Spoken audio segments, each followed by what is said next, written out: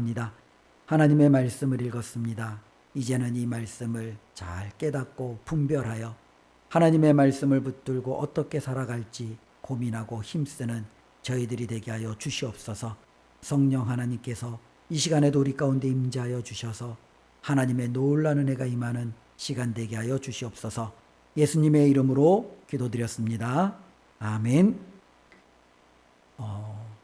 목회자들은 강단에도 많이 쓰고요. 또 이제 여러 가지 신방이라는 것들을 또 많이 하죠. 그렇기 때문에 이제 하나님의 말씀을 또 이렇게 많이 전달하는 그와 같은 사명을 잘 감당합니다. 제가 예전에 사역했던 교회는 그래도 좀 규모가 있어서 이제 1년에 한 번씩 신방을 합니다. 보통 2월 중순이나 말부터 시작해서 늦게 끝나면 한 6월 초순까지. 그래서 제가 이제 보면은 제가 몇 가정 정도를 신방하냐면 보통 평균적으로 120에서 한 150가정 정도를 제가 신방을 해요. 근데 이제 보통 토요일 주일은 빼야 되고 월요일은 누가 쉬는 날이에요? 예, 목사님. 예. 근데 요즘에는 월요일날 쉬는 사람들이 의외로 많더라고요. 예, 식당 하시는 분들도 보면 월요일날에 많이 쉬고, 예.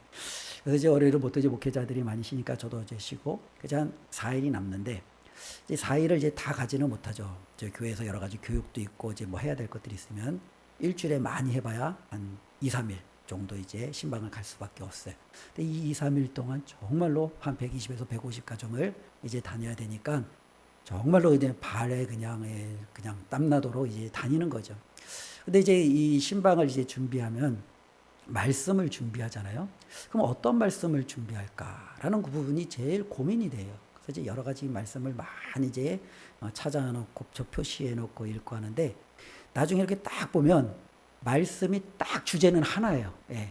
모든 가정이 다르고 말씀도 다 달라요. 근데 주제는 하나예요. 뭐냐? 축복이더라고요. 축복. 예. 하나님 이 가정을 축복해 주세요. 하나님 이 집사님을 축복해 주세요. 모든 메시지가 다 축복의 메시지더라고요.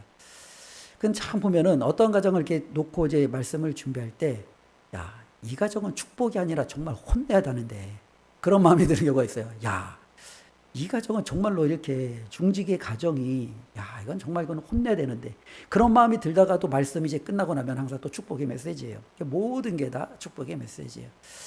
어떤 분들은 그런 얘기들을 하죠. 야, 목회자들이 책망과 때로는 질책과 여러 가지 많은 메시지들이 다 뒤로 하고 오직 축복만 말한다. 이것은 옳지 않다라고 말을 해요. 저도 거기에 상당히 동의를 합니다. 그런데 막상 신방을 받는 이 가정을 놓고 보면 거기다 대고 책망하기가 참 힘들어요. 또 많은 현대 사회는 또 이제 많은 목회자들이 신방을 할 때 다 받아들이는 게 아니에요. 상당수는 신방을 안 받죠. 그럼에도 그 가정은 자신이 신앙생활을 잘 못했든 부족한 부분이 있든 그래도 신방을 받는 거예요. 그럼 그 마음을 보면 저게 뭐랄까요? 안쓰럽기도 하고 참 대견하기도 하고 그래 이런 가정에 가서 하나님의 귀한 또 축복의 말씀을 선포해 줘야 되는 거 아닌가라는 그런 어떤 생각을 가지고 이 축복의 메시지를 주로 많이 설교했던 기억이 납니다. 그런데 이제 선지서를 이제 딱 보다 보면은 이와 같은 축복하고는 많이 좀 상반되는 메시지가 너무나도 많이 기록되어져 있었다 보니까 여전히 불편한 거예요. 그러니 이와 같은 메시지를 그래 한 번 정도는 들을 수 있어요. 근데 이거를 듣고 계속해서 들으면 어떤 느낌이 들겠어요? 아마 그 말씀을 전하는 사람의 얼굴을 별로 보고 싶지도 않을 거예요. 상당히 좀 불편할 거예요. 어쩌면은 예레미야는 지금 그와 같은 어쩌면은 위치에 처할 수도 있죠. 다른 모든 거짓 선지자들은 평안하다, 잘 될 거야, 축복할 거야, 좋을 거야, 괜찮아, 힘내, 하나님이 우리 하나님이신데 걱정하지 마. 이와 같은 메시지를 하는데 이 예레미야는요 전혀 그들과는 상관없는 너희들 망할 거야, 전쟁에 죽을 거야, 포로될 거야, 끌려갈 거야, 너희들은 이제 끝장났어. 이와 같은 메시지를 주구장창하는 이 예레미야를 좋게 볼 일이 없겠죠. 그런데 오늘 29장의 말씀을 보면은요 예레미야가 지금까지 했던 수많은 어쩌면 책망과 질책의 메시지하고는 조금 좀 상반되어지는 메시지를 우리에게 전해주고 있습니다. 그런데 예레미야가 전해주는 이 상반된 이 메시지는 예레미야 말이 아니에요. 예레미야는 지금까지 이 유다 백성들에게 했던 이 모든 말들이 누구의 말이었어요? 하나님의 말씀, 여호와의 말씀이었어요. 하나님의 말씀을 그는 끊임없이 전해 주었던 거죠. 오늘 14절 마지막에 우리 한번 마지막 부분을 한번 읽어볼까요? 우리 한번 이것은 한번 읽어보겠습니다. 이것은 여호와의 말씀이니라. 예, 지금까지 했던 모든 말씀들은 예레미야의 말이 아니라 누구의 말이에요? 하나님이 예레미야를 통해서 주신 말씀이에요. 그러니까 하나님께서는 자신이 정말로 유다 백성들을 향하여 어떠한 마음이 있는지를 다시 한번 우리에게 가르쳐 주고 있는 거죠. 특별히 성경의 대부분을 보면은요, 성경의 이 대부분은 편지라는 형식을 띠고 있어요. 오늘 말씀도 보면은요, 1절에 이렇게 기록하죠. 선지자 예레미야가 예루살렘에서 이 같은 편지를 하고, 이제 이 예레미야가 전해줬던 이 모든 메시지가 하나의 글, 하나의 편지 형식을 통해서 누군가에게 전해줬다는 것을 알 수 있죠. 그러니까 이 성경을 가리켜 어떤 분들은 이것은 하나님의 편지다 라고 말하는 분들도 있어요. 하나님께서 저와 여러분들에게 하시고자 하는 말씀을 정말로 글로, 편지로 우리에게 보내주신 거죠. 그런데 이 편지를 누가 받았느냐라는 부분이죠. 1절 계속적으로 보면은요, 느부갓네살이 예루살렘에서 바벨론으로 끌고 간 포로 중 남아있는 장로들과 제사장들과 선지자들과 모든 백성에게 보냈는데 라고 하죠. 조금 어려워요. 3절 말씀을 다시 한번 보면, 유다의 왕 시드기야가 바벨론으로 보내어 바벨론의 왕 느부갓네살에게로 가게 한 사반의 아들 엘리샤와 힐기야의 아들 그마랴 편으로 말하되. 그렇죠? 편지의 형식으로 이 편지가 누구에게 어떻게 전달했는지를 말해주고 있죠. 우리가 이것을 알기 위해서는 이제 역사적인 어쩌면은 유다의 상황을 종종 말씀을 드렸는데요. 다시 한번 기억하실 필요가 있죠. 이 예레미야는요, 요시야라는 왕부터 유다의 마지막 시드기야가 이제는 바벨론에게 포로로 끌려가 예루살렘이 멸망할 때까지 약 40여 년 동안 사역을 했어요. 그런데 이 예레미야가 사역하던 중에 처음에는요, 바벨론이 그렇게 강한 나라가 아니었어요. 그런데 어느 날 갑자기 이 바벨론이 역사의 그냥 한복판에 큰 강대국으로 등장합니다. 근데 그때 등장했던 한 왕이 있어요. 그 왕이 누구냐면 느부갓네살이에요. 이 느부갓네살 왕이 어마어마한 이 바벨론 제국을 만들어가기 시작합니다. 그리고 이 느부갓네살 왕은요, 총 3번에 걸쳐 남유다를 침공을 해요.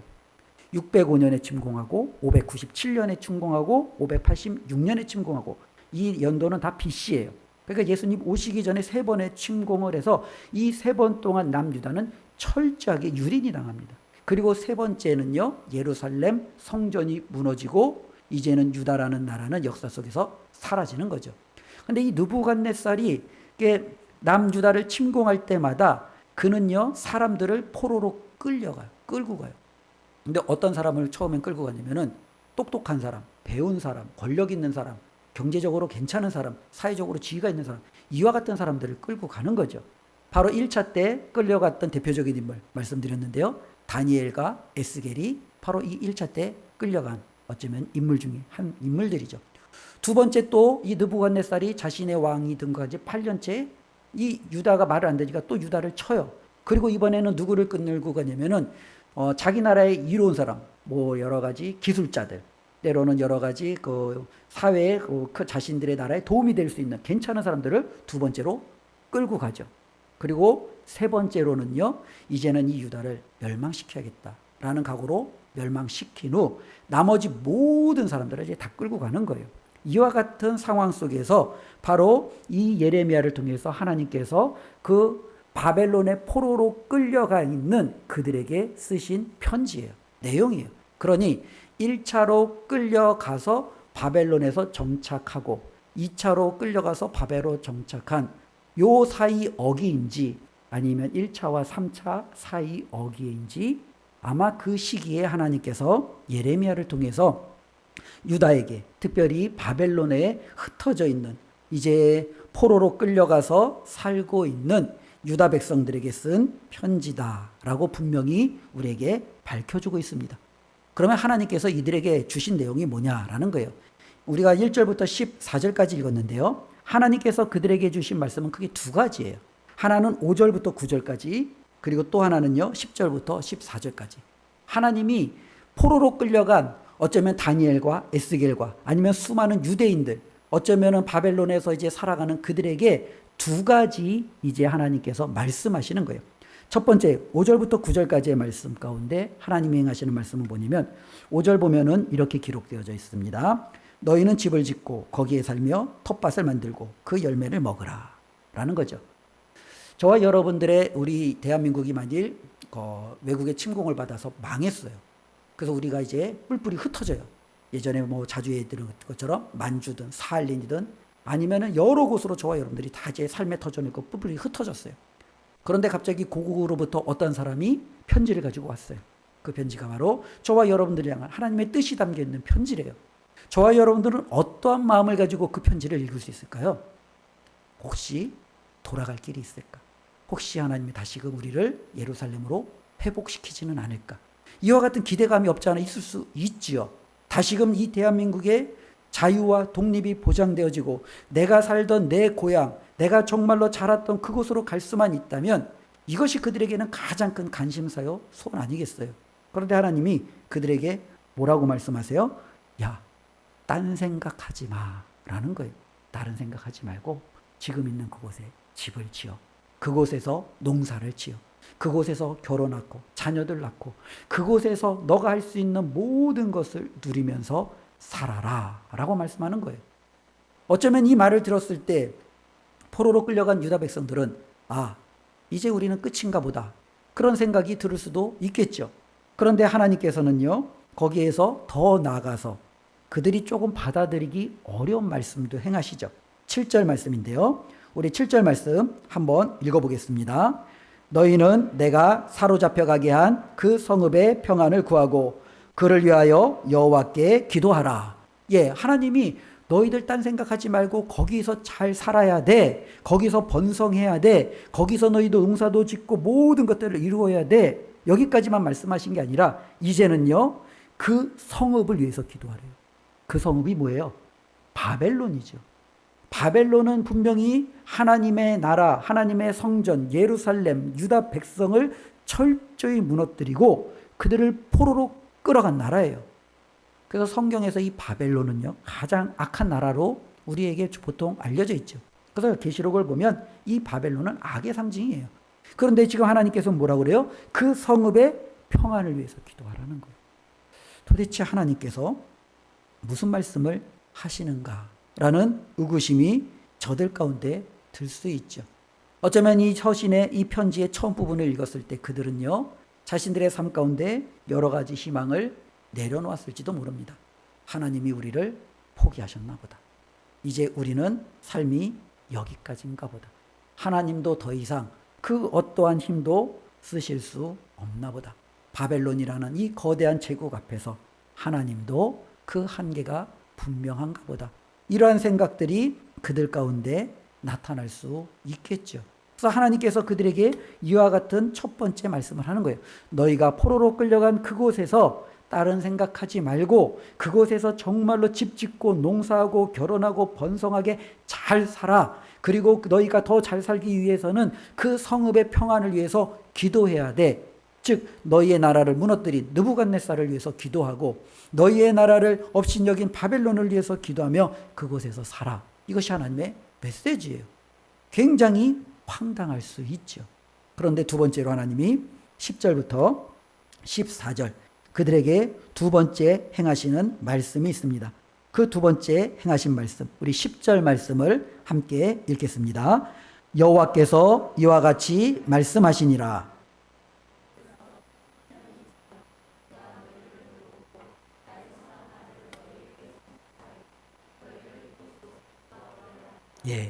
어쩌면 절망과 좌절과 희망 없는 그들에게 하나님께서는요 다시 한번 그것이 전부가 아니다라는 거예요.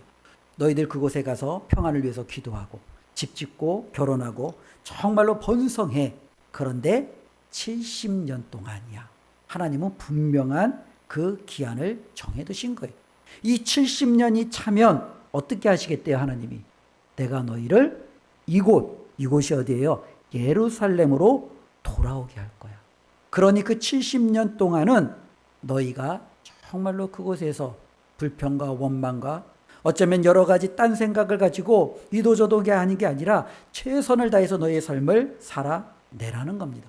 하나님께서는 왜 이들을 향하여 이렇게 말씀하시느냐라는 거죠.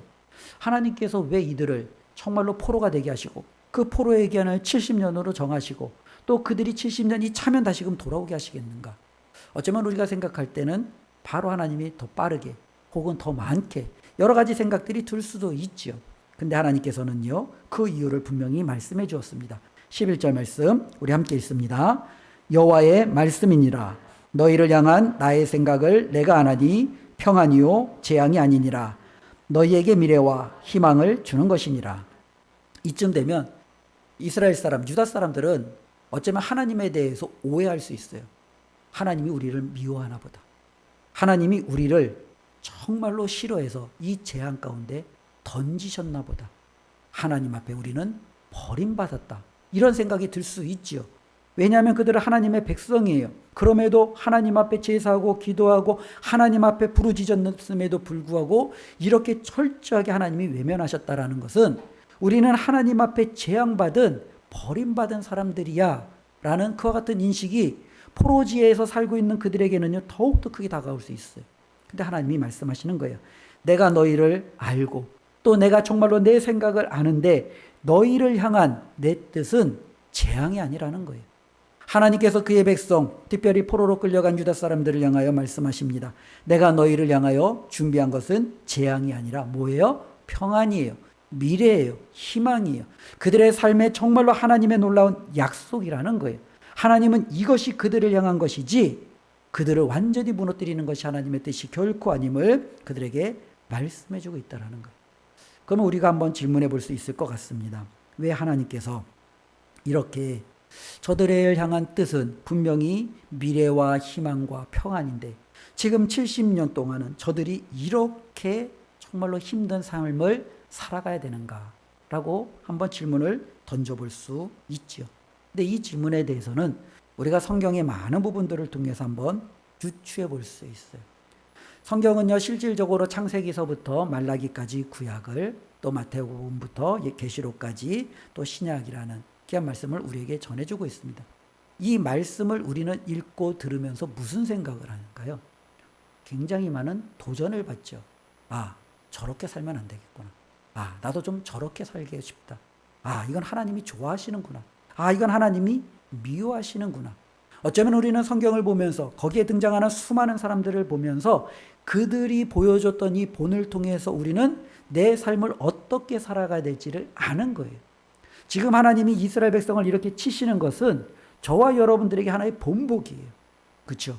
우리가 학교에서나 어디에서나 이 본보기라는 게 있잖아요. 그렇죠? 많은 사람들이 잘못해요. 근데 다 그들을 그냥 내쳐버리면 그 조직이라든지 그 단체 자체가 완전히 무너질 수 있어요. 그렇다고 그 잘못한 것을 내버려 둘 수는 없어요. 어떻게 해서든지 그걸 고쳐야 돼요. 그럼 어떻게 돼요? 그 중에 하나를 본보기로 데려다가 아주 정말로 많은 사람들에게 눈물 쏙 빼놓을 정도로 혼을 내죠. 나머지 사람들이 그걸 보며 어떻게 해요? 일순간 정신 차리죠. 까딱했다가 나도 끌려가 저렇게 될 수 있겠구나.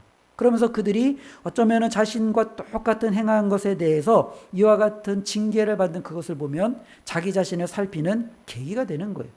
지금 유다 백성들의 이 모습을 보면요, 그 이후로 하나님의 자녀와 백성들에게 하나의 본보기가 되는 거예요. 나도 하나님 앞에 제대로 서지 못하면 하나님이 나에게 바벨론을 통해서 징계하실 수 있구나. 내가 가지고 있는 지금 누리고 있는 이 모든 은혜를 하나님께서 정말로 채찍과 징계로 칠 수 있구나. 내가 정말로 정신 차려 신앙생활을 해야지. 그냥 내 멋대로 하고 싶은 대로 내 뜻대로 행해서는 결코 그렇게 되지 않는구나라는 것을 알게 되는 거죠.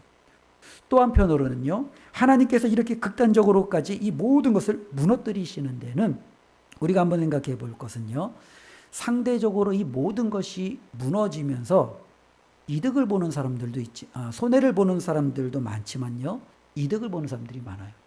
간혹 가다가 이제 그 드라마나 혹은 세상이나 때로는 여러 가지 삶을 보면 이렇게 외치는 사람이 있어요. 야, 이 세상 망해버려라! 하고 외치는 사람이 있어요. 한번 그런 외침 해보신 적 있으세요? 야, 이 세상 망해버려라! 하고 외쳐요. 그 사람들의 심정은 뭐예요? 왜 망하라고 그럴까요? 소망이 없기 때문에. 때문에 그래요. 그렇죠? 자신이 살아가는데 소망이 없어요. 도무지 아무리 봐도 이 세상은, 이 사회는 소망이 없어요. 차라리 그냥 망해버렸으면 좋겠는 거예요. 자기와 모든 사람들이 그냥 다 망해버렸으면 좋겠는 거예요. 그들에겐 소망이 없는 거예요. 유다 안에도요, 소망 없는 사람이 너무너무 많아요. 종교 지도자들이, 정치 지도자들이, 끊임없이 힘 있는 장로들이 백성들을 정말로 착취하고 취하고, 우리가 잘 아는 대로 선지자들이 그렇게 공격을 해도 그들은 꿈쩍하지 아니하고 없는 자들의 것들을 더 많이 토색하며 그들을 완전히 나락으로 밀어버리죠. 그들의 모든 것들을 다 빼앗아 버리죠. 그들에게는 삶의 소망이 없어요. 그들은요, 그것을 탈출할 방법이 없어요. 그런데 나라가 무너졌어요. 그들은 포로로 끌려갔어요. 어쩌면 그들에게는 그것이 소망이에요. 희망이에요. 정말로 그곳에서 다시 시작할 수 있다라는, 똑같이 시작할 수 있다라는, 어쩌면 그들에게는 그것이 하나의 메시지, 복음이 될 수 있는 거예요. 많은 사람들에게 이 예루살렘과 유다의 멸망은 철저한 하나님의 심판이 될 수 있지만, 어떠한 사람에게는 그것이 소망과 구원과 희망이 될 수 있다는 거예요. 우리가 보통 성경에서 말하는 이 종말이 그래요.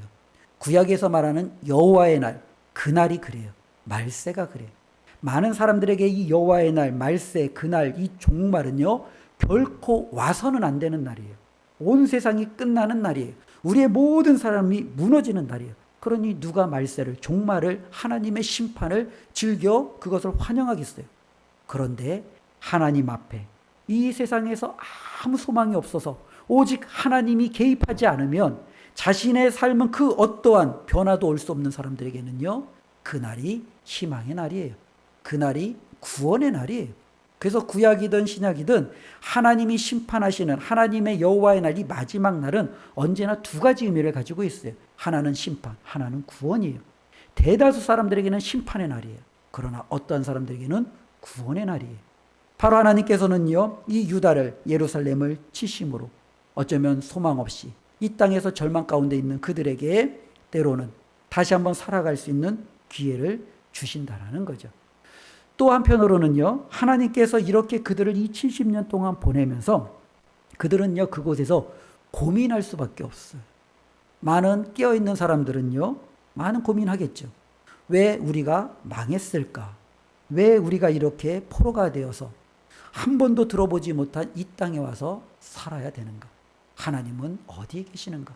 과연 하나님은 하나님이시라고 우리가 말할 수 있는가? 정말로 이 바벨론에서의 삶은 우리가 어떻게 될까?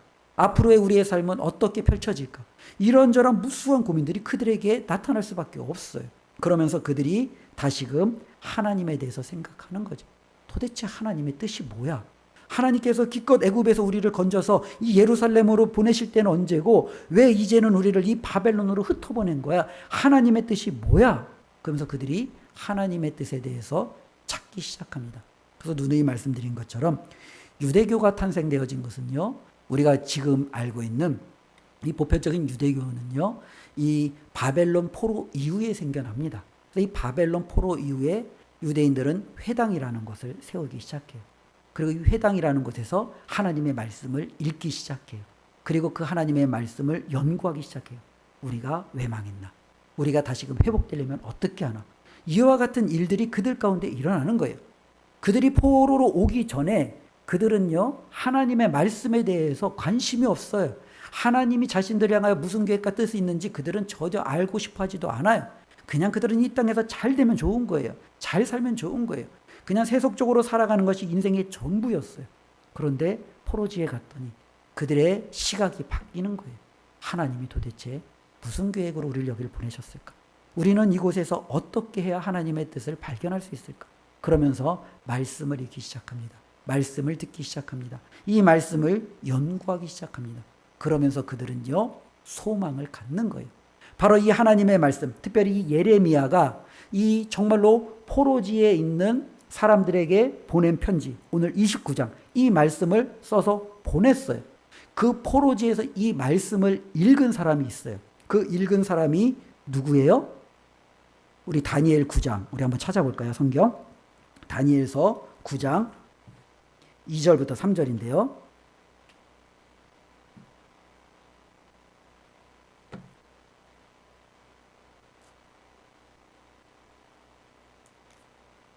다니엘서 9장 우리 1248페이지죠. 1248페이지 우리 9장 2절 우리 한번 읽어봅시다. 1248페이지 곧 그 통치 원년에 자 여기서 그 통치 원년 다시 계속 읽어보겠습니다. 나 다니엘이 책을 통해 잠시만요. 여기서 책이에요. 무슨 책이에요? 예레미야가 보낸 그 편지예요.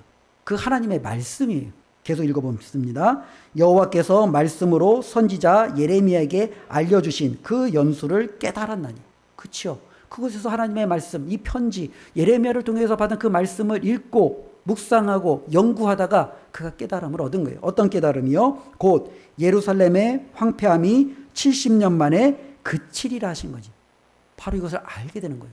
그러면서 이 다니엘은요, 이제 그때부터 다시금 뭐가 생기는 거예요? 70년이 지나면 하나님께서 우리를 다시금 돌아오게 하시겠다라고 했는데 70년이 찼어요. 그러니까 이제 다니엘이요, 3절에 기도하기 시작하는 거예요. 우리 3절 읽어보겠습니다. 내가 금식하며 베옷을 입고 죄를 덮어쓰고 주 하나님께 기도하며 간구하기를 결심하고 그리고서 이제 다니엘의 기도가 계속 이어지는 거죠. 바로 하나님은요, 이 하나님의 말씀, 하나님의 편지, 어쩌면 그들에게 하나님이 정말로 가지고 있는 온전한 계획이 무엇인지를 알려주신 거예요. 나는 너희가 망하는 걸 원치 않아. 나는 너희가 재앙 가운데 사는 것을 원치 않아. 내 뜻은 결코 그것이 아니야. 내 뜻은 너희가 평안한 거야. 너희에게 미래와 소망이 있는 거야. 이것을 하나님이 그들에게 말씀해 주는 거예요. 다만 너희가 그것을 누리기 위해서는 70년이라는 기간이 차야 돼. 왜 70년이 차야 돼? 너희가 잘못한 것에 대해서 너희가 돌이킬 수 있는, 되돌아볼 수 있는 시간이 필요해. 너희가 어떻게 하면 다시는 그와 같은 죄악 가운데에서 벗어날 수 있는지 너희들이 그 방법들을 고민하고 때로는 그것을 정말로 연구하여 다시는 그 잘못된 길로 가지 않도록 이 자리에서 준비할 시간이 필요해. 그러나 그 시간이 끝나면 나는 너희를 이곳 예루살렘으로 다시금 돌아오게 할 거야. 이것이 바로 하나님의 뜻이라는 겁니다. 그렇기 때문에 성경에서 하나님께서 저와 여러분들에게 주시는 말씀은요, 너무나도 분명하죠. 하나님은 결코 저와 여러분들이 망하거나 잘못되거나 재앙 가운데 사는 것을 원치 않으세요. 하나님의 뜻은 저와 여러분들이 평안하기를 원하세요. 저와 여러분들이 미래와 소망을 가지고 살아가기를 원하세요. 그러니 우리는 하나님의 그 뜻을 알기 때문에 하나님 앞에 나아가 부르짖을 수 있는 거예요. 오늘 말씀 29장 12절, 13절 우리 같이 함께 읽겠습니다. 너희가 내게 부르짖으면 내게 와서 기도하면 내가 너희들의 기도를 들을 것이요 너희가 온 마음으로 나를 구하면 나를 찾을 것이요 나를 만나리라. 이게 바로 하나님의 마음이에요. 우리가 이 하나님의 마음을 잘 기억하고 그래, 하나님은 내가 잘 되기를 원하셔. 우리가 부모의 마음을 하나님의 마음과 비유해서 이해하시면 가장 좋아요. 모든 부모는 자녀가 잘 되기를 원하죠. 자녀가 잘못되기를 원하는 부모, 우리는 그게 참 부모라고 말하기가 너무 민망하죠. 모든 부모는요, 자녀가 잘 되기를 원해요. 자녀가 잘못되기를 바라는 부모는 없어요. 그런데 내 자녀가 부모의 마음과는 다르게 잘못된 길로 가요. 망하는 길로 가요. 어떻게 해요? 망하는 길을 막아야죠. 그를 그곳에서 끊어내야죠. 거기 있다가 내 자녀가 어떻게 해요?